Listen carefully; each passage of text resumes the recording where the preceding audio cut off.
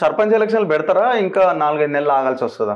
రగ్గారు మేము చాలా స్పష్టంగా చెప్పినాం, ఎన్నికల మేనిఫెస్టోలో చెప్పినాం, తర్వాత కూడా చెప్పినాం. బీసీ ప్రెసిడెంట్ రోజు చెప్తా ఉన్నాడు 42% రిజర్వేషన్లు బీసీలకు ఇచ్చి సర్పంచ్ ఎన్నికలు పెడతాం.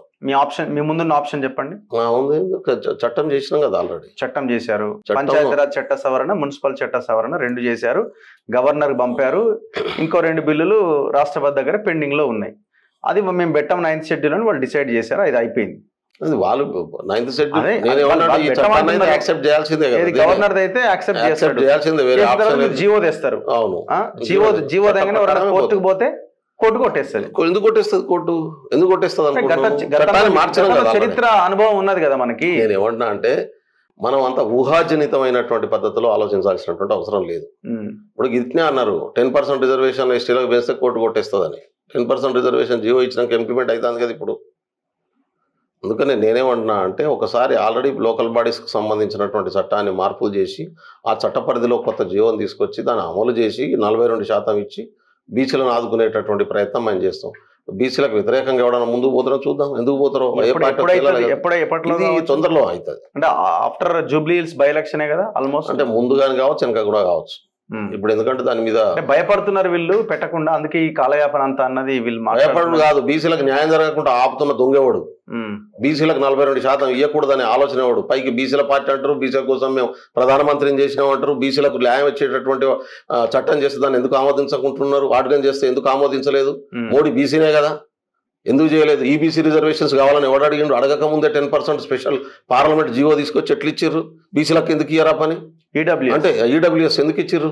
ఈడబ్ల్యూఎస్ అగ్రకులాలకు సంబంధించినటువంటి పేదలు ఈ దేశంలో 5% 3% ఉంటే వాళ్ళకేమో 10% ఇస్తావు. 50% ఉన్నటువంటి బీసీలకు వాళ్ళు 42% ఇద్దామంటేనే ఇయ్యనేకుండా అడ్డుపడతావు. నీ ద్వంద్వ విధానం ఏంది? నీ ఎవరి ఫేవర్ ఉన్నావు? ఆలోచన ప్రకారం దానికి అనుకూలంగా జై జై అన్నోళ్ళే కదా. ఇప్పుడు నేనే అందుకనే అంటున్నాను అంటే ఎకనామికల్ బ్యాక్వర్డ్ క్లాస్కు ఈబీసీలకు ఇవ్వడాన్ని ఎవరు వ్యతిరేకించలేదు. కానీ ఎందుకు తీసుకొచ్చారు దాన్ని? అంత హరిగా ఎట్లా తెచ్చారు? స్పెషల్ కోటాను క్రియేట్ చేసి ఎందుకు పెట్టిర్రు? What about BCs? ఒరిజినల్ ఉన్నటువంటి వాళ్ళ కాడికి వచ్చేళ్ళకి ఎందుకు కనిచేసి కుట్ర చేస్తున్నారు? దీన్ని బట్టి బీజేపీ పార్టీ ఏ వర్గానికి అనుకూలంగా ఉన్నదో తేలట్లేదా? ఈబీసీకి సంబంధించిన వాళ్ళకే 8 లక్షల ఇన్కమ్స్ ఉంటుంది. ఎస్సీ ఎస్టీ బీసీల కాడికి వచ్చేళ్ళకి 2.5 లక్షలు దాటడానికి ఇన్కమ్ ఎక్కువ ఉండడానికి వీల్లేదని పెడతారు. ఏంది కండిషను? అంటే నువ్వు ఎవరి ఫేవర్గా ఉన్నావు? కాబట్టి ప్రజలు కూడా అర్థం చేసుకోవాలి, బీసీలు కూడా అర్థం చేసుకోవాలి, ఎస్సీ ఎస్టీలు కూడా అర్థం చేసుకోవాలి. ఏ స్లోగను, ఏ చట్టం వెనకాల ఎవరి ప్రయోజనాలు దాగి ఉన్నాయనేటటువంటి విషయాన్ని మనం అర్థం చేసుకోకపోతేనే మోసపోతూ ఉంటాం అంటాడు ఓ పెద్ద ఆయన. కాబట్టి వాళ్ళు మాట్లాడే మాటలు వాళ్ళ చాతలు. మాటలు ఏదైనా ఉండొచ్చు, చాతలు గీట్రాయి అవుతాయి. చాతలు ఇవాళ బీసీలకు ఇవ్వద్దని అడ్డం పడుతున్నారు. బీజేపీలో ఉన్నటువంటి బీసీ నాయకులు అడ్డం పడుతున్నారు. మోడీ అడ్డం పడుతున్నాడు. పైకి బీసీ అని చెప్పుకుంటాడు. బండి సంజయ్ అడ్డం పడుతున్నాడు బీసీలకు రానియకుండా. పైకి బీసీ అని చెప్పుకుంటాడు. కాబట్టి బీసీలను ఆధిపత్య వర్గాల కాళ్ళ కింద జీతగాలు ఉంచడమే వీళ్ళ ఎజెండా. బీసీలు ఎదగకుండా చేయడమే వీళ్ళ ఎజెండా. మరి 42% మీరు ఏ పార్టీ అమలు చేస్తారో చూడాలి, చూద్దాం. మా చిత్తశుద్ధి చాలా స్పష్టం. భారతదేశంలో ఏ రాష్ట్రంలో ఇంతవరకు క్యాస్ట్ బేస్డ్ సెన్సెస్ లేవు. క్యాస్ట్ బేస్డ్ సెన్సెస్ తీసుకొచ్చి సుప్రీంకోర్టుకు కావాల్సినటువంటి డాక్యుమెంట్ను, లీగల్గా నిలబడే డాక్యుమెంట్ను తయారు చేసి ముందు పెట్టినాం. ఇంతకుముందు 1936 తర్వాత 31 తర్వాత ఇంతకుముందు క్యాస్ట్ సెన్సెస్ లేవు. ఎందుకు? నీకు 50% క్యాప్ పెట్టినప్పుడు సుప్రీంకోర్టు ఏమన్నది? బీసీ జనాభా లెక్కలు లేవు కాబట్టి జనాభా లెక్కలు తీయండి అన్నది. ఎవరు తీయలే, మా ప్రభుత్వం తీసి ముందు పెట్టినాం. ఇప్పుడు జనాభా లెక్కలు డాక్యుమెంటరీ ఎవిడెన్స్ పెడుతున్నాం.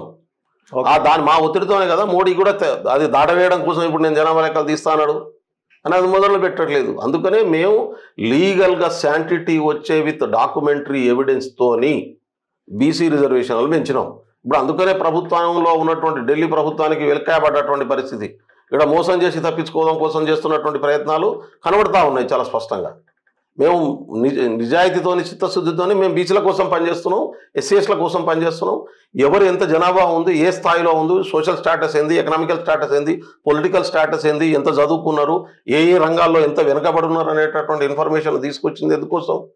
ఎక్కడెక్కడ వెనుకబడతనం ఉందో అక్కడక్కడ వాళ్ళని ఆదుకోవడం కోసం ప్రభుత్వ పరంగా నిర్ణయాలు తీసుకోవడానికి ఒక వెసులుబాటు వస్తుంది అందరికీ. రేపు మాకే కాదు అందరికీ వస్తుంది ఇది. ఆ ప్రయత్నం చేస్తుంటే దానికి ఎందుకు అడ్డుపడుతున్నారు? అంటే భారత సమాజంలో, తెలంగాణ సమాజంలో అన్ని వర్గాలు సమానంగా అభివృద్ధి చెందడం ఇష్టం కూడా అడ్డుపడతారు. దీనికి ఇష్టం లేని కూడా తెలుస్తూనే ఉంది కదా. బీజేపీ పార్టీ నాయకత్వంలో కొనసాగుతున్నటువంటి అన్ని వర్గాలు దీనికి వ్యతిరేకంగా ఉన్నాయి. వాళ్ళు రేవంత్ రెడ్డి రెడ్డి కులంలో పుట్టి మన దగ్గర ఆధిపత్య వర్గంగా ఉన్నది రెడ్డి కులం అని మనం చెప్పుకుంటాం. కుట్టి ఇవాళ సమానత్వం కావాలని కొట్లాడుతుంటే నువ్వు బీసీలో పుట్టినటువంటి బండి సంజయ్ ఎట్లా అడ్డం పడుతుండు? దానికి రకరకాల కారణాలు చెప్పి డైవర్ట్ చేసే పని ఎందుకు చేస్తారు? అంటే అందరూ వాళ్ళు మాట్లాడాల్సిన బాధ్యత ఉంది కదా. 8 మంది ఎమ్మెల్యేలు ఎంపీలు గెలిచిర్రు, ఎందుకు చేయవు మా రాష్ట్రంలో ఇవ్వవు అని చెప్పి ఎందుకు అడగవు? ఈ రాష్ట్ర ప్రజల బీసీల ఇంట్రెస్ట్ మీకు ఇంట్రెస్ట్ కాదా? ఈ ప్రజల కోసం నిలబడ్డం నీ బాధ్యత కాదా? ఈ బాధ్యతలు తీసుకోవడంలో ఎందుకు ఫెయిల్ అవుతారు? ఎందుకు రాజేందర్ మాట్లాడాడు? ఎందుకు మా అరవింద్ మాట్లాడాడు? చూద్దాం మీ చిత్తశుద్ధి ఏందనేది మనకు రాబోయే మా చిత్తశుద్ధి చాలా స్పష్టంగా ఉంది. అలాగే చిత్తశుద్ధి లేదు. చివరికి మళ్ళీ పార్టీ పరంగా ఇస్తున్నాం, ఏం చేయలేకపోయాం అని చేతులు ఎత్తేస్తారా, ఏం జరుగుతుంది అన్నది మనం రాబోయే రోజు. మేము చట్టపరంగా చేయడం కోసం అన్ని ప్రయత్నాలు చేస్తున్నాం, పార్టీ పరంగా ఆల్రెడీ ఇస్తున్నాం. రేపు వీళ్ళు చేయకుంటే కేంద్ర ప్రభుత్వంలో మేము అధికారంలోకి వస్తాం, దేశవ్యాప్తంగా చట్టాన్ని చేస్తామని చెప్పి రాహుల్ గాంధీ చాలా స్పష్టంగా చెప్పేసాడు. అందుకనే కదా, అందుకనే ఎక్కడ కూడా వెనక్కి తగ్గేది లేదు. ఈ దేశంలో అన్ని కులాలను సమాన స్థాయికి తీసుకొచ్చి అన్ని వర్గాలను సమానం డెవలప్ చేయడం అనేది కాంగ్రెస్ పార్టీ సిద్ధాంతం, ఎజెండా. Thank you very much Bellaiah Naik garu. Thank you. So వివిధ అంశాలపైన ఇది బెల్లయ్య నాయక్ గారితో స్పెషల్ డిబేట్. చూస్తూనే ఉండండి మన తొలి వెలుగు.